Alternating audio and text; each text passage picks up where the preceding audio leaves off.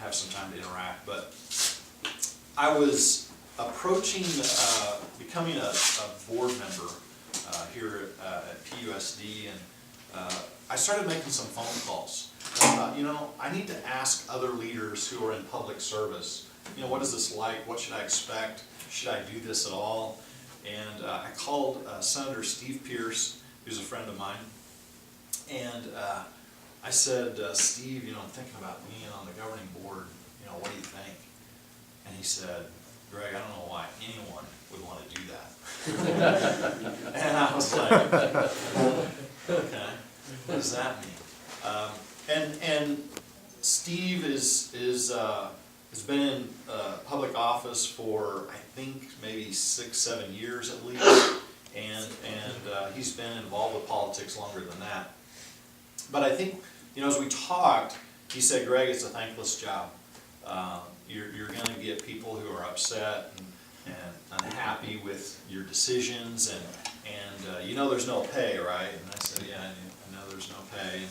And he said, you know, it's a great service to the community and to the school, but it's a thankless job. And that's kind of the same theme I heard over and over and over again.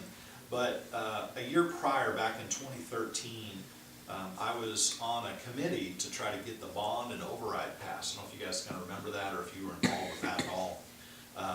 But we did about a 9-month campaign to try to get more money for capital projects around our district, meaning buildings and those physical things. And then the override was more for the maintenance and operations budget for salaries and those kinds of things.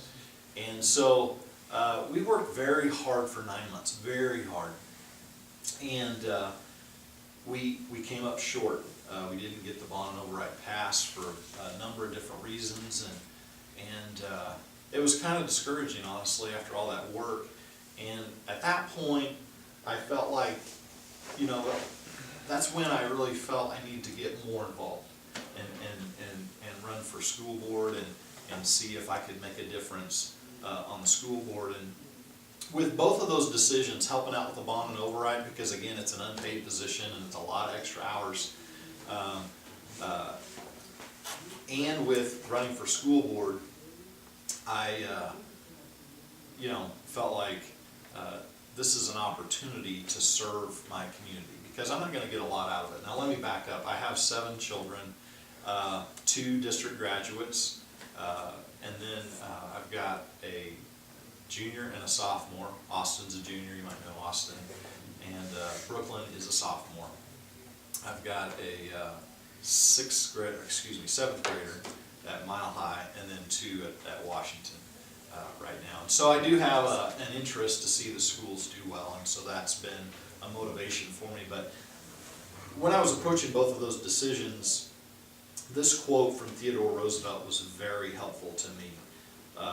He came to speak at the Grand Amphitheater at the University of Paris, and he was with his son Hermit, and the speech that he gave that day, that's about 100 years ago, emphasized his belief that the success of a republic rests not on the brilliance of its citizens, but on the disciplined work and character, the quality of its people.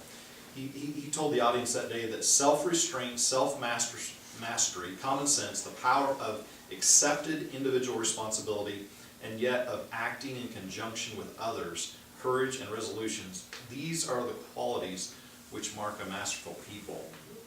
And I was reading this next part here earlier this morning. It made me think that our own country, we need to hear this again. He says, a democracy needs leaders of the highest caliber in order to hold the average citizen to a high standard. They were to do this not by words alone, but by their deeds as well. Indeed, it is a sign of marked political weakness in any commonwealth if the people tend to be carried away by mere oratory, if they tend to value words in and for themselves as divorced from the deeds for which they're supposed to stand. And I think we need to really look today at our government and those in power, and we need to have you guys raised up in some of those positions and understand that it's not just about the words we speak. It's not just about being a great orator. It's about our deeds. It's about our actions, and not just words alone. So this is the quote from Theodore Roosevelt that motivated me to run for school board. It says this: "It is not the critic who counts, not the man who points out how the strong man stumbles, or where the doer of deeds could have done them better. The credit belongs to the man who is actually in the arena, whose face is marred by dust and sweat and blood, who strives valiantly, who errs and comes short again and again, because there is no effort without error and shortcoming, but who does actually strive to do the deeds, who knows the great enthusiasms, the great devotions, who spends himself in a worthy cause, who at the best knows in the end the triumph of high achievement, and who at the worst, if he fails, at least fails while daring greatly, so that his place shall never be with those cold and timid souls who know neither victory nor defeat." You see, in both decisions, whether it was the Bonneville ride or running for school board, I had a lot to gain and a lot to lose. Yet I felt like I would rather be in the arena and strive for victory. Even if I lost, I would rather be in the arena than with the cold, timid souls in the audience. And that's what I would ask of you guys, is to consider as you move forward, beyond high school and maybe even while you're here, is what are those arenas that I need to step into? What are the things that I need to do to strive greatly? And I may fail, but we can't fear failure. We've got to step into the arena. We've got to strive and err again and again and get back up and get back up. Because in the end, you will be way more a feeling of accomplishment if you're in the arena than if you're with the cold, timid souls that are around the arena. And so that would be my charge for you, my challenge, is that you consider what is my arena? What arena do I need to step into? And I would just challenge you to take chances and to not be afraid of failure, because you probably will fail, but then you can get back up again and keep trying. So that's kind of all I had, at least prepared. We can do some Q&A. Sure. And then go from there. Yes. With all of your wisdom and experience you gain now, what would you go back and do in high school? Differently? Differently. Well, thanks for the question. I forgot to mention we didn't have ROTC when I was in high school. We had Future Farmers of America, of course. So that was my ROTC. And I was an officer like you guys in leadership here. And I think that was really important for me in terms of developing leadership in high school. Anything I would change was your question, right? Or do differently? I wasted some time and made some bad choices in high school, and I wish that I would have used my time in high school more wisely. I feel like there was some idle time, I would call it, where I was wasting opportunities, and I could have been serving my community more involved, helping others out around me, and not so self-focused on my good times, if you will. And so I think that's what I would change, is just make the time more effective by serving others. Yes. Can you talk a little bit about like the process you went through when you decided to run for school board and the campaign and things like that? Yes. Does your dad teach music? Yes. Yes. Looks familiar. I admire your dad. My daughter's she plays violin, and I love what your father does over there at Mile High. He does a great job. The process was it was long and drawn out, because for several years I'd had people talking to me about, hey, you should run for school board, you should run for school board. Just didn't feel like the time was right. The first thing I had to do was really gather information. What is this about? What are the responsibilities? What do you do? And then once I did that, I started interviewing people like Steve Pierce and others. I interviewed a few of the existing school board members just to find out from them what's going on. And, a friend of mine who's on the school board, I was like, is this effective? You know, do you feel like you're an effective leader on this board?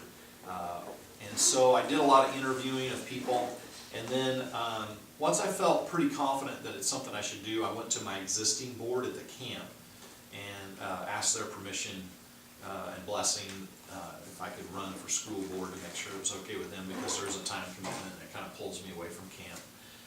And then after that, I surrounded myself with a handful of people that helped me with the campaign. Believe it or not, we spent about $7,000 on the campaign. It was pretty rigorous. There was 4 of us running, if you remember. Dr. Erickson was one of them running, and 2 other gentlemen here in town. And I assembled a team, and we did fundraising, and we set up a plan with a timeline and all the activities that needed to take place. And there's quite a bit going on during the campaign.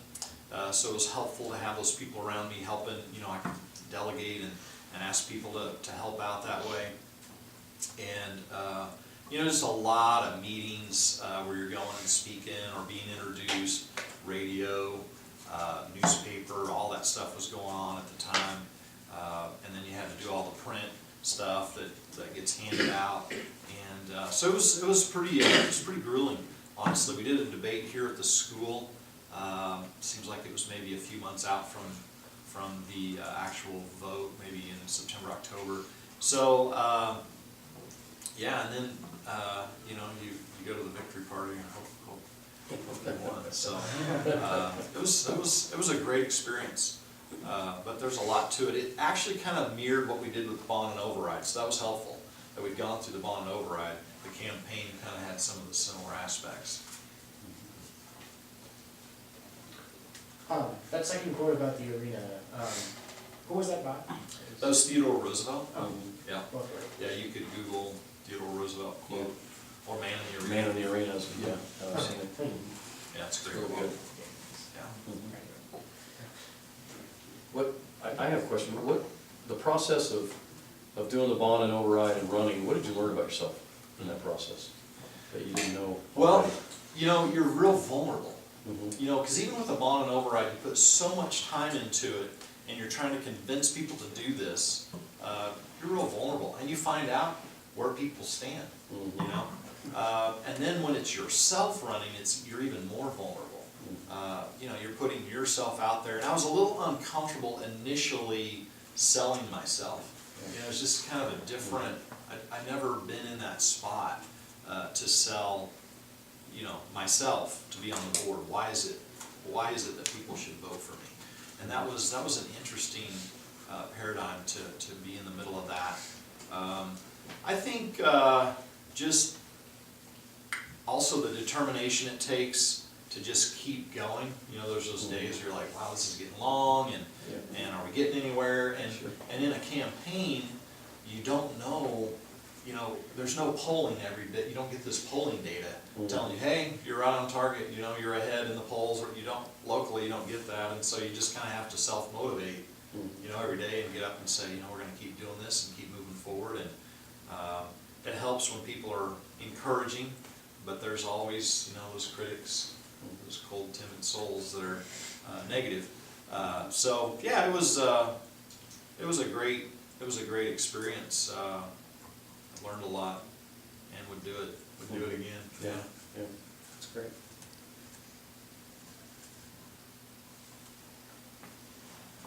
Questions there? Yes or no? What's your favorite color? Good question. I graduated from Kansas State. We recently beat KU in basketball, which doesn't happen very often, so. Do you anticipate playing volleyball in college? Yeah, he's gonna be okay? We'll see. Yeah. I hope. Yes? Where did you find all the self-determination and motivation? Yeah, it's a good question. Well, being a person of faith, that's really important to me in terms of that determination, that self-determination. So it's not just from within myself, but You know, there's an outside force, if you will, a higher power that I rely on. But I think also it's who you surround yourself with too. And that's what helped me in terms of that self-determination, is making sure that close circle around me was real positive and upbeat, believed in me, and then that kind of helped fuel my self-determination, I think. Also, my family's real important for me. My wife is always very supportive, and I didn't mention that when I talked about, you know, preparing and kind of all the steps. She would be the first one I would go to and ask, you know, what her thoughts were, because I wouldn't want to step into that arena without her support, and that makes a big difference for me as well as my family. You know, while self is important for me, I actually rely on a lot of other people for that determination to kind of help encourage me that way. Yes. What are some good characteristics for success that we should look to try and become so that we can be successful? Mm-hmm. So good characteristics in others, or? Both. Like, what should you strive to become in yourself that you like in others? Mm-hmm. Well, I think, you know, you really have to start with character and integrity. You know, I talk about relationships, and I think it's important that you can relate to a lot of different people, but when it comes to